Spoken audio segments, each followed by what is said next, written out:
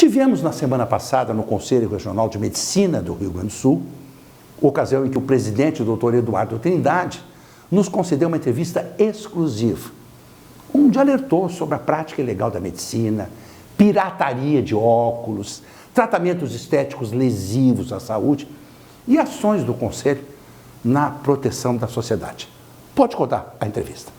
Estamos no Conselho Regional de Medicina do Rio Grande do Sul, aqui na Princesa Isabel, em Porto Alegre. Vamos conversar com o presidente, o Dr. Eduardo Trindade, sobre alguns temas aí que nos pareceram importantes. Na realidade, são os nossos internautas, nossos telespectadores que nos pautam muita coisa, né? Primeira coisa que eu queria conversar com o Dr. Eduardo é uma pauta que veio aqui do Conselho, que está no portal do Consumidor RS. O senhor manifestando preocupação, presidente, em relação a um projeto do Ministério da Saúde que permite ao enfermeiro analisar exames de pacientes com câncer de mama, prescrever até alguns tratamentos. Nós ficamos um pouco preocupados também. Queria que o senhor comentasse sobre isso, presidente. Antes de mais nada, eu quero te agradecer por abordar essa pauta e pela tua visita aqui hoje para tratar de assuntos tão importantes, né? E que, sem dúvida alguma, influenciam toda a sociedade. É verdade. E não é um assunto que influencia só a classe médica, né? Muito nos preocupou essa ideia, porque na verdade não foi um projeto apresentado, é uma ideia que o Ministério da Saúde tem sobre o tratamento, não só apenas o diagnóstico, mas até o tratamento de algumas doenças ser dado por profissionais não médicos. Não porque os médicos são melhores ou piores do que os enfermeiros, mas sim porque quem tem a formação adequada, quem o paciente merece procurar quando quer ser diagnosticado e indicar o tratamento? É o médico. Então, por isso, nós vemos com muita ressalva esse projeto, que nada mais é do que tentar baratear a saúde. Concordo. E tentar baratear a saúde agregando risco. E principalmente para aquela população mais pobre. Eu gostaria que o nosso internauta, nossos telespectadores ficasse muito bem claro. Eles querem alijar a figura do médico e acabar o quê? Deixando isso para profissionais não habilitados para essas funções. Eu não quero criar uma celeuma aqui, colocar os médicos contra enfermeiros. Não tem nada disso e nós não queremos entrar nessa seara. Nós só queremos deixar muito claro para toda a sociedade que o quê? O Ministério querendo baratear o custo da saúde, quer dificultar cada vez mais, principalmente para a população mais carente, o acesso ao médico. Concordo. E com todos os riscos agregados a isso. Lógico. É fato isso, né? Na realidade, parece que nesse governo atual há uma ânsia de desregulamentar certas coisas que nos preocupam. Aquela história do enchimento parcial do botijão de gás, que é uma loucura, que nós já nos posicionamos. Agora isso, quer dizer, não é como diz o doutor Eduardo, que queiram desprestigiar os enfermeiros, mas o médico é a pessoa indicada, né? É a pessoa que estudou e se preparou para esse tipo de... Todos os profissionais da saúde têm funções essenciais. Claro. Lá na ponta. O enfermeiro tem uma função essencial, o farmacêutico tem uma função essencial, o nutricionista, o fisioterapeuta. Mas para o diagnóstico e a indicação do tratamento de doenças, pela nossa formação, o indicado para esse tipo de função é o médico. Claro. Isso está claro para toda a sociedade. Só que, infelizmente, a opinião pública, como não é tanto interessada e acaba não sofrendo isso, acaba não se interessando no assunto. Por isso que, mais uma vez, eu ressalto isso, a tua visita aqui hoje, para tratar de um assunto tão importante. Claro. Vamos aproveitar outros assuntos. Como eu disse no início, nós nos pautamos muito por... A gente tem muitos seguidores nas redes sociais. O que as pessoas estão nos perguntando? O que está acontecendo? Nós vamos entrar agora no período de verão, onde as pessoas se expõem ao sol, vão para as praias, etc. E nessa época, agora, muita gente começa a procurar procedimentos estéticos, doutor Eduardo Trindade, presidente do Conselho Regional de Medicina do Estado do Rio Grande do Sul. E eu fico muito preocupado, doutor Eduardo, porque eu estou vendo aí gente oferecendo muitos tratamentos, não é? E que não são médicos ou dermatologistas ou cirurgiões plásticos. A gente está vendo aí muito dentista que está fazendo botox, preenchimentos com metacril. Até agora, recentemente, o Lacombe, na Bandeirante, que é meu amigo, eu conheço ele há alguns anos, entrevistou com a Silvia Popovic, a Gretchen, ela está com um rosto muito bonito, diz que foi o dentista dela que fez esse procedimento. E ela recomenda esse dentista dela. Isso não é exercício legal da profissão, doutor Dado? Eu sei que vocês fizeram um evento agora recente aqui sobre isso. Fale um pouquinho sobre isso. Nós fizemos um grande evento reunindo toda a sociedade de especialidades que estão mais submetidas ao exercício legal. Quais elas? Dermatologia, cirurgia vascular, obstetrícia, cirurgia plástica e oftalmologia. Por quê? Nós estamos vendo nos consultórios médicos e os relatos dos colegas um número muito grande de complicações. Complicações. Porque o seguinte, qual é o diferencial do médico ao oferecer esse tratamento? É saber identificar as possíveis complicações e os potenciais de risco aos que os pacientes são submetidos.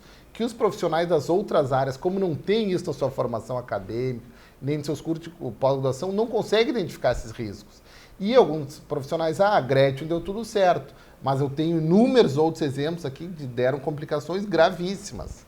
Então, se eventualmente, mesmo com os profissionais habilitados, tem riscos, imagina com profissionais não habilitados. Então, esse é um problema que o Brasil tem que enfrentar, porque não dá para tratar a saúde como brincadeira. Não, vou lá, eu faço um preenchimento aqui no subcutâneo, tem inúmeros riscos agregados a isso. Eu tenho nervos passando aqui, eu tenho vasos passando aqui. Então, eu posso, eventualmente, até cegar um paciente se eu fizer um procedimento de forma inadequada. Então, quem é que tem a formação, tem o conhecimento acadêmico, tem o conhecimento de fisiologia, tem o conhecimento de patologia? É o médico. Então, às vezes, por buscar soluções mais baratas, acaba fazendo com profissionais não habilitados que tendem a correr esse risco buscando um ganho exclusivamente pecuniário e estão aí as complicações, nós estamos vendo. Por isso que agora o Conselho Regional de Medicina está buscando o apoio de outras instituições, principalmente do Judiciário, tanto o Ministério Público Estadual, quanto o Ministério Público Federal, quanto a Vigilância Sanitária, para tentar coibir, para a população não se colocar em risco. E se colocam em risco. E se coloca o risco todos os dias. É impressionante. Não é porque o indivíduo colocou um avental branco e ali coloca o título de doutor, que é um médico com formação. Isso, a população tem que cuidar. Quando buscar o profissional, tente ver a sua habilitação, tente ver a sua formação, para não se colocar em risco desnecessário. E as complicações são graves. Me lembro quando eu trabalhava no Hospital de Clínicas, o Dr. Lúcio Bacos já alertava, na época, dos perigos para aquelas camas de luz solar, aquelas camas de bronzeamento, que era uma terapia usada para quem tinha problema de pele, vitiligo, psoríase, enfim. Existiam alguns... Tem umas indicações tem precisas. Umas indicações precisas. Isso foi proibido pela Anvisa, né, pelo Ministério da Saúde. Não pode as estéticas, as clínicas de estética, terem as camas de bronzeamento. Mas a gente sabe que isso existe por tudo, doutor Eduardo. Não existe fiscalização que contém as coisas. Esse é o problema do país. Agora há pouco falava com a Silvia Lago aqui dos óculos pirata. Semana passada foi feito um amassamento com uma máquina. Não sei quantas toneladas de óculos foram destruídos. Já está cheio de óculos pirata da rua de novo. Quer dizer, que comportamento de risco é esse do brasileiro? Mas por isso, esse é aí excelente ponto para ser abordado. Por isso que nós temos que convencer e colocar informações claras para a opinião pública, para toda a sociedade, que essa busca incessante por essa beleza momentânea, que nem a questão da câmara de bronzeamento artificial, pode, às vezes, evoluir uma complicação grave, que nem óbito. Nós tivemos naquela época que foi proibida as câmaras de bronzeamento artificial. Por quê? Porque nós tivemos 3 óbitos em Porto Alegre pelo uso inadequado dessas camas. É verdade, então, eu estou me recordando a população tem que cuidar disso. Não adianta, nós temos que ter fiscalização, seja vigilância sanitária municipal, seja estadual, seja Polícia Civil, Polícia Federal, mas também os nossos telespectadores, quem está nos assistindo aqui, tem que ter consciência de não buscar essas saídas milagrosas. Infelizmente não existe milagre. E às vezes quando esse milagre é muito grande, o risco também é exponencial. Então a pessoa não deve se colocar em risco. Quer buscar, tratamento no determinado lugar sai X, em determinado sai X sobre 10. Um décimo do preço.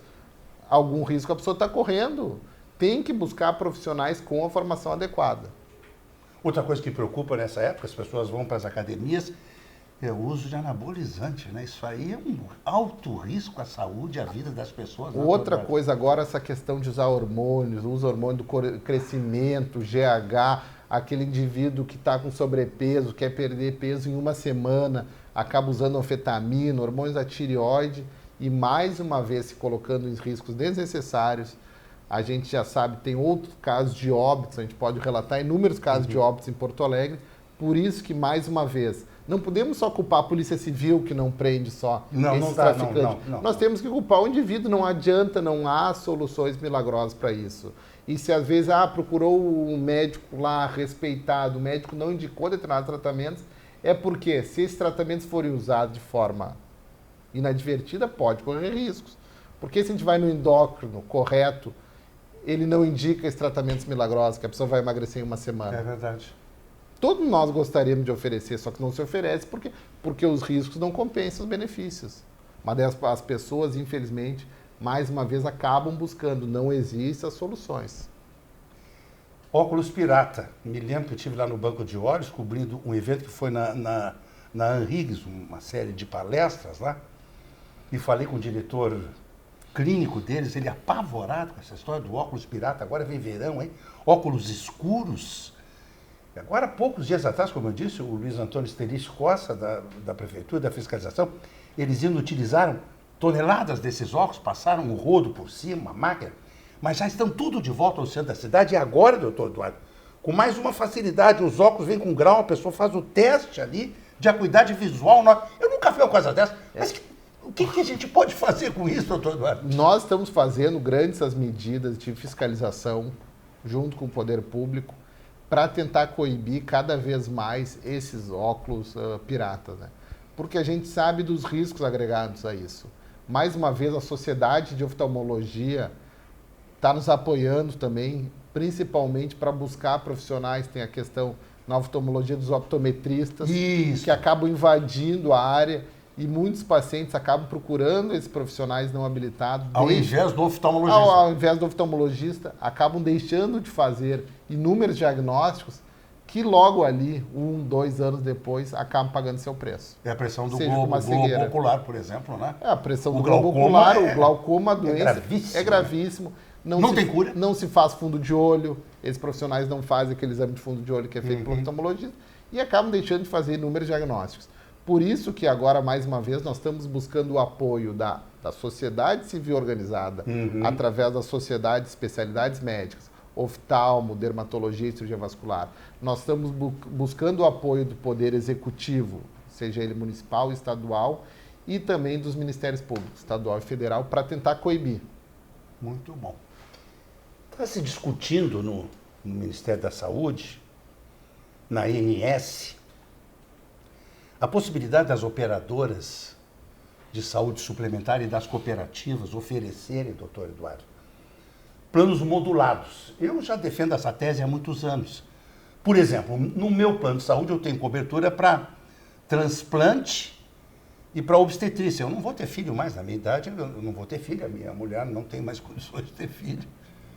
E transplante, na minha idade, dificilmente eu faria alguma espécie de transplante.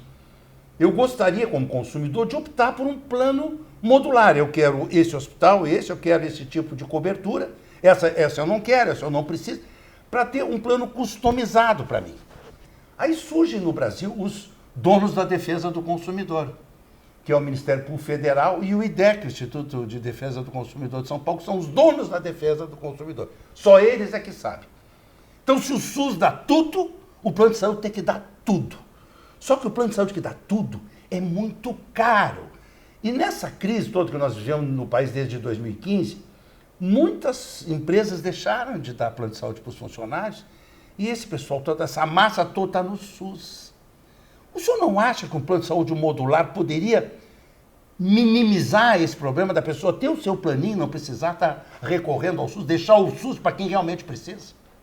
Sem dúvida alguma, né, nós temos que evitar sempre os excessos, né, tanto de um lado quanto de outro. Né? Nós temos visto um aumento exponencial do custo tanto das operadoras de saúde quanto do SUS. O SUS também tem saído muito caro e é um cobertor curto. É verdade. Se às vezes é um cobertor curto para mim como consumidor, é um cobertor curto também para o governo, né? O governo também não tem dinheiro para tudo, né? Então, sem dúvida alguma, o que nós temos que fazer antes de fazer esses planos customizados é ver onde é que estão os gargalos da saúde. Porque, na verdade, assim, ó, o que está saindo muito caro? A questão dos medicamentos. Como são Nós caros, temos né? que reduzir os custos. E hoje em dia, a internação hospitalar, às vezes, facilmente chega a valor de 120, 130, 140 mil reais. Uma UTI, então, né? Então, sai caro mais ou menos, tanto para as operadoras e para as cooperativas de saúde, quanto para o poder público. Então, talvez essa questão dos customizados seja um caminho, mas a questão nós temos que ver, abrir essa caixa preta dos custos da saúde, que é uma coisa que nós defendemos muito. Além da questão de ver customizados, sem dúvida alguma, é uma estratégia de mercado que tem que ser estudada, mas temos que nós ver a caixa preta do custo da saúde. Porque está se vendo, não é a questão da remuneração, não é a questão de honorários, é a questão dos preços exorbitantes, principalmente dos medicamentos. Como são caros? E os impostos sobre os medicamentos? E aquela coisa, vai na farmácia X, o valor é R$100. Na outra farmácia é 450. É uma diferença de preço tão grande. Ah, não, na farmácia lá, em tal região, tem 80% de desconto. Muito mais especialista do que eu sobre isso. Muito Como estranho, que faz tanto desconto assim? Então, qual é o preço? Qual é o custo desse medicamento? Não estou dizendo que tem que se tirar o lucro de ninguém, não é essa a minha discussão. É que a minha discussão num país sério, num país honesto, não pode ter essa discrepância tão grande de preço. Concordo. Então a gente não sabe o valor real das coisas. Felizmente temos os genéricos aí, que já fazendo mais de 20 anos no mercado. Me lembro, eu trabalhava no Hospital de Clínicas, na época, o professor Josué foi a Goiânia, viu os primeiros genéricos saindo, voltou de lá entusiasmadíssimo. Se não fosse os genéricos, a população estava completamente desassistida. Agora, eu vejo no ponto de venda na farmácia, a pessoa chega com a receita e aí vê o preço. Não, eu vou querer esse, eu amanhã passo aqui. Quer dizer, a pessoa não tem dinheiro para comprar remédio. Não, e principalmente essa questão de trocar as receitas, né? Que é uma coisa que nós estamos batendo muito. Pois é. Porque, infelizmente, tem medicamento genérico, tem similar, a gente não sabe se a equivalência biológica dele de função é exatamente a mesma. Então, é outro cuidado que nós temos que ter. É muita gente trocando o medicamento. É muita de gente marca trocando por genérico ou similar. E daí nós sabemos, e nós, infelizmente, nós estamos vendo que o efeito não é igual. Eu sou obrigado a concordar porque eu faço uso de medicamento contínuo e dependendo da marca que eu compro, eu sinto que o efeito é diferente, doutor Eduardo. Nós temos que estimular Que cada sério vez isso, mais a pesquisa farmacológica no Brasil. Concordo. Nós temos que, as Concordo. empresas têm que ter lucro, porque elas têm que ter interesse em fazer pesquisa. Mas nós temos que batalhar e fiscalizar não só o preço final ao consumidor, porque isso também acontece dentro dos hospitais. Os hospitais acabam buscando lucro através disso. Concordo. Eles compram o medicamento X e cobram das operadoras um valor 5X. Então, por isso que nós temos que abrir essa caixa preta do custo da saúde. Para a gente concluir, li uma pesquisa que 70% das pessoas foram influenciadas pelas redes sociais e por informações falsas de que não deveriam vacinar os filhos. Que grave isso, né, doutor Eduardo? Eu tive uma conversa agora com a nossa equipe da Câmara Técnica de Infectologia. Que coisa. Os riscos que esses pais estão colocando seus filhos. Meu Deus. Infelizmente, isso é uma questão de saúde pública. E hoje, até é interessante ressaltar que nós estamos comemorando, nós estamos estudando na época que teve a revolta das vacinas do Rio de Janeiro. Acho que, se eu não me engano, foi em 1913. E hoje, nós, em 2019, tendo querendo ter uma revolta contra a vacinação. Que coisa. Não dá para se conceber. Estranha, né? É estranhíssimo. É criminoso, né? É criminoso quem divulga essas Quem informações. divulga essas fake news. Muito bem. Não, foi muito bom essa nossa conversa. Nós estamos Gostei aqui muito. sempre de portas abertas para discutir esses temas. Eu vou falar com a Silvia, vamos marcar outras conversas assim. Pelo menos uma vez por mês, como programa, ele apresenta 6 vezes durante a semana e depois vai para as redes sociais, para a gente colocar o nosso telespectador a par das últimas novidades e dos últimos riscos que as pessoas estão correndo. Eu fico impressionado como o ser humano se submete a situações de risco, né? E eu não sabia, eu achei que me disseram. As pessoas ou são muito ingênuas ou se deixam levar por conversas, né? Até complicado, né? Infelizmente, as pessoas não se dão conta da repercussão na sua vida que pode acontecer. É isso aí. As Uma sequelas, desgraça. infelizmente, nas sequelas, na saúde, são sequelas permanentes. É. e às vezes são irreversíveis. E não adianta depois tentar, vou tentar esse aqui é baratinho aqui na esquina, nessa clínica estética, que depois correr para uma emergência para tentar se resolver. Às vezes não se consegue resolver a sequela. Você ficou com uma deformação no rosto de tal forma que destruiu a vida dela. Sem dúvida alguma. Muito obrigado, doutor Eduardo agradeço a Trindade, oportunidade. presidente do Conselho Regional de Medicina do Estado do Rio Grande do Sul. Direto aqui do Cremes para o Consumidor RS, Alexandre Appel.